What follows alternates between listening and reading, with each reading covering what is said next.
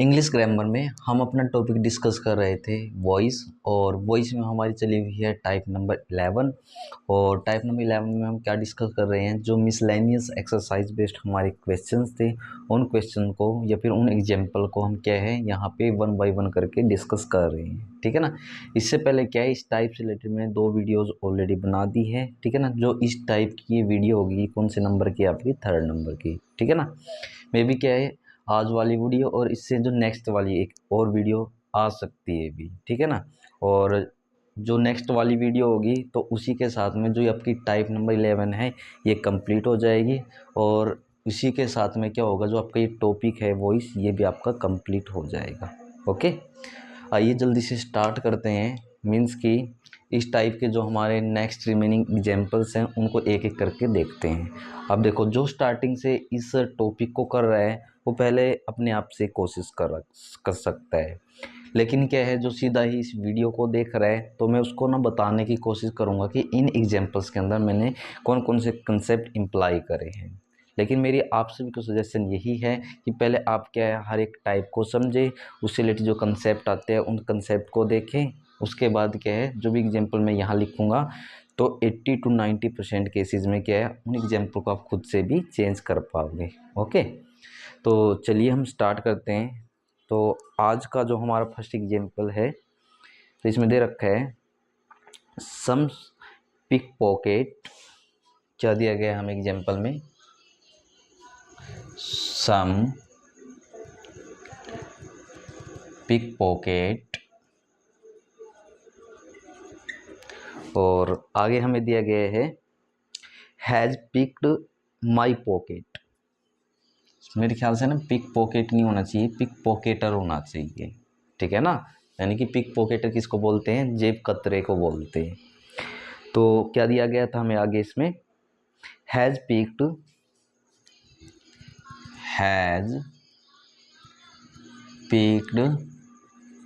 माई, then last में क्या लिखा गया है इसमें, पॉकेट। तो ये एग्जाम्पल है, आप चाहे तो पहले खुद से कोशिश कर सकते हो, उसके बाद क्या आप अपना यहाँ पे मैच करके देख सकते हो।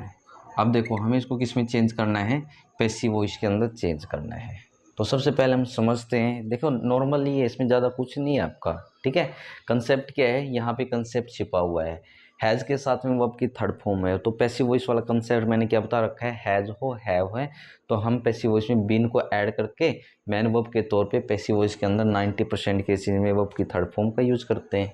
तो फिलहाल के लिए मैं इसमें आपको बता भी देता हूँ कि जो सम पिक पॉकेटर है ये आपका सब्जेक्ट हो गया, हैज़ ये आपकी हेल्पिंग वर्ब है, ये आपकी मैन वर्ब के तौर पे वर्ब की 3rd फॉर्म दे रखी है, और माई पॉकेट क्या हो गया, इसके अंदर ऑब्जेक्ट हो गया। फुल स्टॉप लगाएगी ये, तो पैसिव वॉइस भी आपका कैसा बनेगा आप समझ जाना, सिंपल ही बनेगा। तो हम क्या करते हैं, अकॉर्डिंग टू कंसेप्ट, जो ऑब्जेक्ट होता है हम उसका सब्जेक्ट बनाते हैं। तो ऑब्जेक्ट में क्या था, माई पॉकेट था, तो आप यहाँ पे क्या लिखोगे, माई पॉकेट लिखोगे। लिखने के बाद फिर आपको क्या करना है, यहाँ अपनी हेल्पिंग वर्ब का यूज़ करना है। तो अब देखो, माई पॉकेट है ना कि पॉकेट से सिंगल सेंस है, तो हैज़ का यूज़ करेंगे। और ऐड क्या करना पड़ेगा आपकी बार पैसिव वॉइस में, आपको बिन को ऐड करना है। उसके बाद वर्ब की 3rd फॉर्म का यूज़ करना है। तो पिक तो अपने आप में क्या दे रखी है इधर, वर्ब की 3rd फॉर्म है, तो यहाँ ये सेम की सेम लिख देना आप। उसके बाद क्या करना है, प्रीपोजिशन के तौर पे आपको बाई का यूज़ करना है, तो यहाँ बाई आ जाएगा। देन फिर लास्ट में हम क्या करते हैं, जो सब्जेक्ट है उसका ऑब्जेक्ट बना लेते हैं। तो सब्जेक्ट में क्या था, सम पिक पॉकेटर था, तो इधर आप क्या लिख दोगे, सम पिक पॉकेटर, और बाद में हम क्या लगा लेंगे, इधर फुल स्टॉप लगा लेंगे। अब ना देखो, चेंज तो एग्जैक्ट ऐसे होगा, लेकिन कई बार क्या होता है कि एग्जाम के अंदर केवल और केवल कितना चेंज करके देता है आपको, सिर्फ और सिर्फ इतना देता है, और यहाँ पे वो फुल स्टॉप लगा देता है, और इस चीज़ को वो क्या है, कट करा देता है, मतलब कि वो देता ही नहीं आपको ऑप्शन में। तो आप उस चीज़ को ना गलत नहीं समझना है कि भाई ऑप्शन क्या है हमें गलत दे रखे है, ऐसा नहीं है। तो इसमें क्या है, जो एजेंट बेस्ड होता है ना उसको छोड़ दिया जाता है। यहाँ सम पिक पॉकेट का एक एजेंट की तरह यूज किया गया है। तो एजेंट बेस्ड जो टाइप वैसे एक होती है वो आपको अलग से करने की ज़रूरत नहीं है। नॉर्मल क्या है, आप जो टाइप समझ रखी है उससे भी आप इन चीज़ों का अंदाज़ा लगा सकते हो। मिले तो देखो अच्छी बात है, नहीं मिले तो यहाँ तक कभी आपका राइट होगा। मीन्स कि कहाँ तक का, my pocket has been picked. ठीक है। और बाकी क्या है छोड़ सकते हो। तो ऐसा कोई ऑप्शन आपको आपके एग्ज़ाम के अंदर दिखाई देता है वो बिल्कुल राइट होगा, उसको रॉन्ग नहीं मानना है आपको, ठीक है। अभी नेक्स्ट एग्जाम्पल में मैं लिख रहा हूँ, तो फिर क्या है आप अपनी कोशिश करिए, फिर यहाँ पे मैच करके देखिए। तो नेक्स्ट एग्जाम्पल में दिया गया है वाई आर यू वेस्टिंग, क्या दिया गया है, वाई आर यू वेस्टिंग, और उसके बाद हमें इसमें दिया गया है यूअर टाइम, क्या दिया गया है, यूअर टाइम, और बाद में क्या लगाया गया है, इधर क्वेश्चन मार्क लगाया गया है। तो हमें क्या करना है, इसको पैसिव वॉइस के अंदर चेंज करना है। तो जैसे कि मैंने आपको बताया है, सिंपल एक्टिव वॉइस में तो सिंपल ही पैसिव वॉइस बनते हैं, लेकिन क्वेश्चन मार्क बेस्ड आपका एक्टिव वॉइस है तो क्वेश्चन मार्क बेस्ड ही पैसिव वॉइस बनेगा। तो WH वर्ड से रिलेटेड है, तो मैंने आपको बता रखा है एक हु वाला होता है, उसको छोड़ के बाकी क्या है जो WH कैटेगरी के वर्ड है ना, सिंपली बनाते हो पैसिव वॉइस के अंदर। क्योंकि हु को हम किस में चेंज करते हैं, क्यों मैं इसको अलग बोल रहा हूँ, जो हु होता है मोस्टली हम हु को बाई होम के अंदर चेंज करते थे, ठीक है। लेकिन इनमें ऐसा कुछ नहीं होने वाला है, जो WH वर्ड आपका एक्टिव वॉइस में है वही पैसिव वॉइस में यूज़ होगा। तो एक बार क्या मैं ये चीज़ें लिखवा भी देता हूँ, ये WH वर्ड हो गया, ये आपकी हेल्पिंग वर्ब हो गई, ये आपका सब्जेक्ट हो गया, ये वर्ब की फर्स्ट फॉर्म के साथ में ING है, मीन्स की आपकी मैन वर्ब है। उसके बाद जो यूअर टाइम दे रखा है ये आपका ऑब्जेक्ट है, ठीक है। फिर कंसेप्ट के अकॉर्डिंग में क्या करना होता है कि यदि पैसिव वॉइस भी क्वेश्चन मार्क बेस्ड बनाना है तो सब्जेक्ट से पहले हेल्पिंग वर्ब का यूज़ करना है। लेकिन जैसा कि मैंने आपको टाइप के अंदर अच्छे से समझा रखा है, पहले आप क्या करिए, जो ऑब्जेक्ट है ना उसका सब्जेक्ट बनाइए। तो ऑब्जेक्ट में क्या दिया गया है, यूअर टाइम है, तो अब क्या करोगे, पहले लिखो इधर यूअर टाइम। और यहाँ ध्यान दो, जो ये यूअर टाइम है, टाइम के अकॉर्डिंग आप सेंस निकाल सकते हो, तो सिंगुलर सेंस की कैटेगरी में जाएगा प्लूरल की। तो आप सभी ध्यान में रखें कि ये सिंगुलर सेंस की कैटेगरी में जाएगा। आर है वर्ब की फर्स्ट फॉर्म के साथ ING है। तो जो आपकी शायद वीडियो नंबर 2 थी, या मतलब कि जो कंसेप्ट रिलेटेड आपकी वीडियो थी उसमें मैंने आपको अच्छे से बता रखा था कि भाई आपका क्या है, इज एम आर वर्ब की फर्स्ट फॉर्म के साथ ING, तो पैसिव वॉइस में कैसे लेके जाओगे आप, इज एम आर और प्लस में बीइंग को ऐड करना है और मैन वर्ब के तौर पे वर्ब की थर्ड फॉर्म को ऐड करना है। अब यूअर टाइम है जैसे कि मैं आपको बोल रहा था, तो ये कैसी सेंस दे रहा है, सिंगुलर सेंस दे रहा है। तो इसको देख करके अब आसानी से आप यहाँ किस हेल्पिंग वर्ब का यूज़ कर सकते हो, सिंगुलर या प्लूरल का। लेकिन क्या है, बाई चांस आप पहले हेल्पिंग वर्ब यूज़ करते हो तो इसमें क्या होता है कि भी मिस्टेक होने के जो चांसेस है थोड़े बढ़ जाते हैं। इसलिए मैं बोलता हूँ पहले ये लिख लो, उसके देख के आप आसानी से अपनी हेल्पिंग वर्ब का यूज़ कर सकते हो।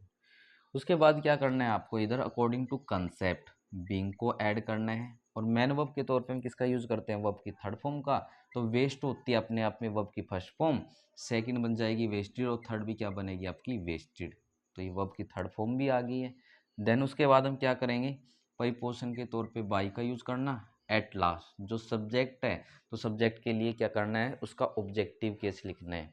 तो यू का ऑब्जेक्टिव केस क्या होता है, तो आप सब बोलोगे यू, यूअर, यू होता है, मीन्स कि यहाँ लास्ट में क्या आ जाएगा, यू आ जाएगा। क्योंकि यहाँ सब्जेक्ट से पहले हेल्पिंग वर्ब यूज की गई है, तो हम इसके लास्ट में भी क्या लगा सकते हैं, क्वेश्चन मार्क लगा सकते हैं। मीन्स कि देखो जैसा एग्जाम्पल था क्वेश्चन मार्क बेस्ड, वैसे ही हमने क्या किया, इसका पैसिव वॉइस बना लिया क्वेश्चन मार्क बेस्ड। ओके, अभी जल्दी से मैं नेक्स्ट एग्जाम्पल लिख रहा हूँ, तो आप कोशिश करते रहिए, उसके बाद अपना यहाँ पे मैच करके देखते रहिए। ओके, तो नेक्स्ट एग्जाम्पल में हमें क्या दिया गया था, let this letter be posted. देखिए क्या दिया गया है, let this letter be posted, और यहाँ लगाया गया है फुल स्टॉप। तो सबसे पहले ना आप इस चीज़ को समझो कि जो ये एग्जाम्पल दिया गया है ये किस में दिया गया है, ठीक है ना। जब आप इस एग्जाम्पल को ध्यान से देखते हो ना, तो अब की बार ये आपको ऑलरेडी पैसिव वॉइस के अंदर चेंज करके दे रखा है। जिन्होंने अपनी टाइप के कंसेप्ट को समझ रखा है ना, वो इस एग्जाम्पल को देखने के बाद समझ गए होंगे। क्योंकि क्या है, और मैं ये भी बता देता हूँ किस टाइप से रिलेटेड एग्जाम्पल होगा आपका, ये जो इम्पेरेटिव सेंटेंस बेस्ड आपने टाइप करी होगी उससे रिलेटेड एग्जाम्पल है ये आपका। जिसमें कि मैंने क्या बताया था, इम्पेरेटिव सेंटेंस बेस्ड जो एग्जाम्पल होते हैं मोस्टली हम उसको 3 तरीकों से चेंज करते हैं, ठीक है ना। तो उसमें तो एक तो ये हो जाता है you are order, requested, advise या फिर सजेशन जैसा कुछ होता था। दूसरा मैं लेट के अकॉर्डिंग चेंज कराता था, एक शुड के अकॉर्डिंग चेंज कराया करता था। तो ये लेट कंसेप्ट के अकॉर्डिंग उन्होंने पैसिव वॉइस में चेंज कर रखा है। तो मीन्स कि अब की बार हमें इसको किस में चेंज करना पड़ेगा, एक्टिव वॉइस के अंदर। तो एक्टिव वॉइस में देखो इसका क्या मानता है, हाँ आप इधर लिखोगे पोस्ट दिस लेटर। अब देखो आप इसको ना चेंज करके देख लेना पैसिव वॉइस के अंदर अकॉर्डिंग टू कंसेप्ट, बिल्कुल सिमिलर आपका ना ये बनने वाला है, यानी कि पोस्ट दिस लेटर का लेट कंसेप्ट के according let this letter be posted होता है।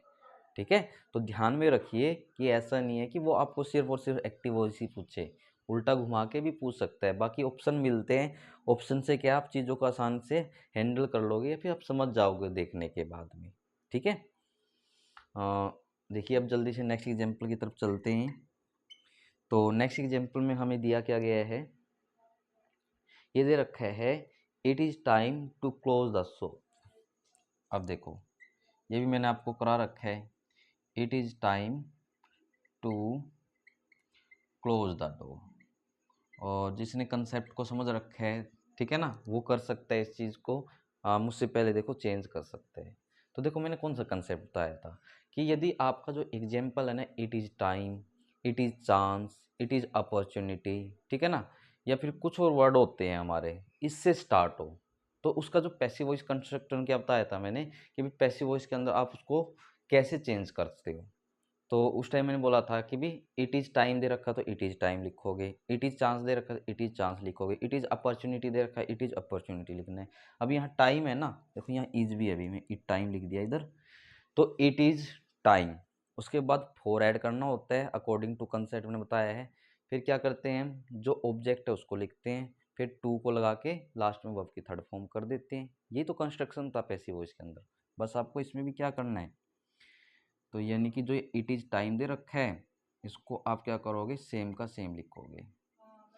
देन उसके बाद हमें क्या करना है, यहाँ पे according to concept for preposition लगा देनी है। फिर आपको फोर के बाद किसका यूज़ करना है, ऑब्जेक्ट का। और ऑब्जेक्ट क्या है इसके अंदर, द डोर है, यानी कि हम यहाँ पे क्या लिख देंगे, द डोर को लिखेंगे।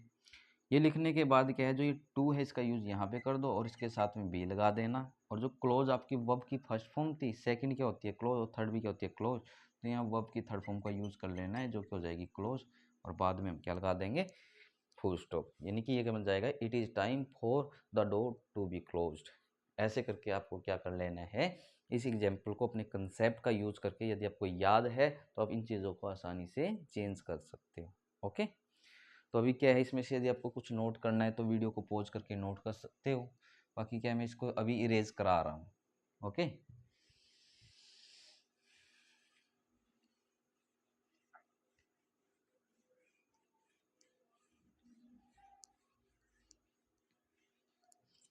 तो अभी हमारे पास में नेक्स्ट एग्जाम्पल है।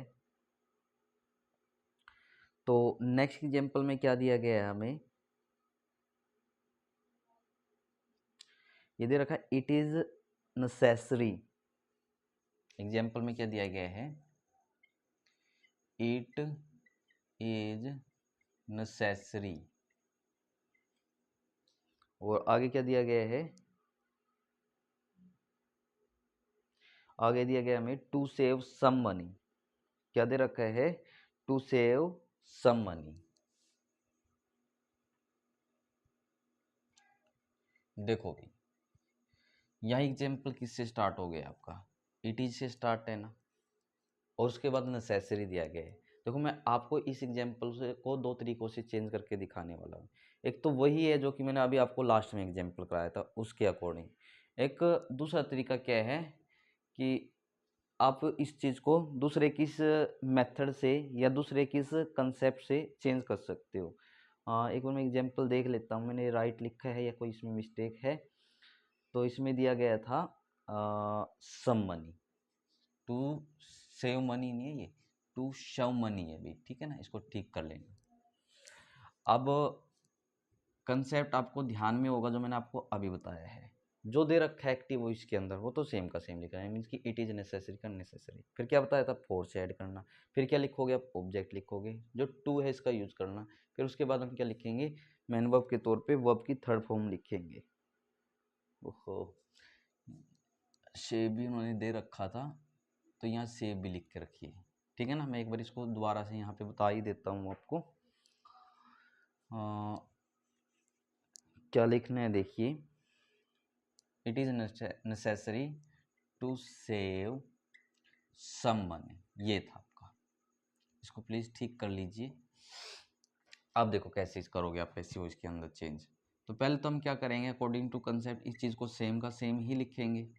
इट इज़ नेसेसरी का इट इज़ नेसेसरी आ गया। उसके बाद मैंने क्या बोला था, अभी आपको एग्जाम्पल में बताया था, 4 का 4 लिख देंगे। फिर आपको क्या लिखना है, इसके अंदर सम मनी हो गया ऑब्जेक्ट। तो 4 के बाद आपको किसका यूज करना है, इस ऑब्जेक्ट का यूज कर लेना है। ऑब्जेक्ट क्या था आपका, आप बोलोगे सम मनी था। जो ये 2 था, इस 2 का यूज हम यहाँ कर लेंगे। और जो सेव है ये क्या अपने आप में वर्ब की फर्स्ट फॉर्म है, तो सेकंड फॉर्म क्या होती है सेव्ड, और थर्ड फॉर्म भी क्या होती है सेव्ड होती है। और बाद में आप क्या लगा लेना फुल स्टॉप। एक तो इस तरीके से कि आप इस चीज़ को चेंज कर सकते हो, it is necessary for some money to be save. अब देखो दूसरा तरीका क्या है, दूसरी तरीका ये भी हो सकता है कि भाई मतलब कि नेसेसरी है, ज़रूरी है कुछ पैसों को बचाना। तो यानी कि मैं इसको ऐसा भी बना सकता हूँ, some money must be saved. यानी कि यहाँ पे हम क्या लगा लेंगे, फुल स्टॉप लगा लेंगे। देखो मैंने क्या बताया अभी आपको, some money must be saved, यानी कि जो ऑब्जेक्ट है इसका यूज यहाँ कर लिया। जो ये इट इज़ नेसेसरी था इसको मैंने मस्ट के अंदर चेंज कर लिया। उसके बाद क्या है जो बी है, ठीक है। देखो हर जगह हमारे कंसेप्ट नहीं लगते हैं, कुछ चीज़ों को आपको क्या है सिंपली ध्यान रखना पड़ेगा, उसकी प्रैक्टिस करनी पड़ेगी। तो बी लगा दिया, और बी के बाद में सेव के रूप में हमने क्या लिखा है, इसकी थर्ड फॉर्म को लिखा है। तो सेव की थर्ड फॉर्म क्या यूज कर दी इधर हमने सेव्ड, ठीक है ना। दोनों के दोनों आपकी बिल्कुल राइट है। तो ऑप्शन में इन दोनों में से आपको एक दिखाई दे जाए तो उस पर मार्क करें। यदि दोनों दिखाई दे जाते हैं तो एक ऑप्शन आपको बोथ वाला मिल सकता है, तो उस बोथ वाले ऑप्शन पे आप मार्क करके आए, ठीक है ना। और ध्यान रखिए कि आपके क्या है ये दोनों के दोनों बिल्कुल राइट है। अभी जल्दी से मैं नेक्स्ट एग्जाम्पल आपके सामने लिख रहा हूँ, ठीक है ना। तो आप को कोशिश करनी है तो मुझसे पहले आप कोशिश कर सकते हो। दिया क्या गया है हमें, वी ऑफर्ड हिम ब्रेकफास्ट। क्या दिया गया है, वी ऑफर्ड हिम ब्रेकफास्ट, और यहाँ लगाया गया है फुल स्टॉप। तो हमें इसको किस में चेंज करना है, पैसिव वॉइस के अंदर चेंज करना है। तो कैसे चेंज करोगे, देखो सिंपल दे रखा है, ज़्यादा मुश्किल नहीं है। वी सब्जेक्ट हो गया, ऑफर की सेकंड फॉर्म ऑफर दी गई है, ओके पास्ट में चली गई। हिम आपका ऑब्जेक्ट है, और ब्रेकफास्ट को आप क्या अदर की कैटेगरी में यहाँ पे लेके चल सकते हो, ठीक है ना। कभी आप इसको भी ऑब्जेक्ट लिख दो, इसको भी ऑब्जेक्ट लिख दो। तो हम देखो चेंज कैसे करेंगे। कंसेप्ट होता है ऑब्जेक्ट का सब्जेक्ट बनाते हैं, तो ही अपने आप में ऑब्जेक्टिव केस है। तो मुझको बताइए ही का सब्जेक्टिव केस क्या होता है, तो आप बोलोगे ही हिज हिम, मीन्स कि हिम का जो सब्जेक्टिव केस होता है वो ही होता है, यानी कि ही आ गया। वर्ब की सेकंड फॉर्म है, तो जब हम अकॉर्डिंग टू कंसेप्ट आगे लेके जाएंगे तो वॉज या वर मैन वर्ब के तौर पे वर्ब की थर्ड फॉर्म का यूज करते हैं। तो यहाँ सब्जेक्ट सिंगुलर है, तो सिंगुलर के साथ में आप वॉज लगा सकते हो। मैन वर्ब के तौर पे वैसी वॉइस में हम किसका यूज करते हैं, वर्ब की थर्ड फॉर्म का। सेकंड भी ऑफर्ड होती है, और थर्ड फॉर्म भी क्या हो जाएगी, आप बोलोगे ऑफर्ड ही हो जाएगी, तो वॉज ऑफर्ड हो गया। उसके बाद क्या करना है, जो ये ब्रेकफास्ट दे रखा है ना, इस ब्रेकफास्ट का यूज आप यहाँ पे कर लेना, ओके। ब्रेकफास्ट का यूज किसके बाद करना है, ऑफर्ड के बाद में कर लेना है। उसके बाद हमें क्या करना है, परिपोषण के तौर पे बाई का यूज करके जो आपका सब्जेक्ट है उसका ऑब्जेक्ट बना देना है। तो मुझको होता है ये वी के लिए ऑब्जेक्टिव केस क्या होता है, तो आप बोलोगे वी अवर अस, मीन्स कि जो वी है इसका जो ऑब्जेक्टिव केस होता है वो अस होता है। और बाद में हम क्या लगा लेंगे, इधर फुल स्टॉप लगा लेंगे। बस क्या करना है हमें, ऐसे करके इस एग्जाम्पल को चेंज कर लेना है, ओके। तो देखिए इस वीडियो में फ़िलहाल, ठीक है ना, इतना ही रहने वाला है। इस टाइप से रिलेटेड जो भी मतलब कि कुछ और इम्पोर्टेंट एग्जाम्पल हो सकते थे मैंने आपको यहाँ कराने की कोशिश की है। बाकी क्या है, कुछ और एग्जाम्पल जो कि आपके लिए इम्पोर्टेंट हो सकते हैं, ठीक है ना, वो रह गए हैं, जिसे कि हम अपनी लास्ट वीडियो में यानी कि कल वाली वीडियो में अच्छे से डिस्कस कर लेंगे। और जैसे कि मैं बार बार बोलता हूँ कि भाई जो भी टाइप आपकी चली हुई है इससे रिलेटेड एग्जाम्पल कहीं भी मिले आपको क्या करनी है, ज़्यादा से ज़्यादा प्रैक्टिस करनी है। तो इस वीडियो में बस इतना ही रहने वाला है, ओके।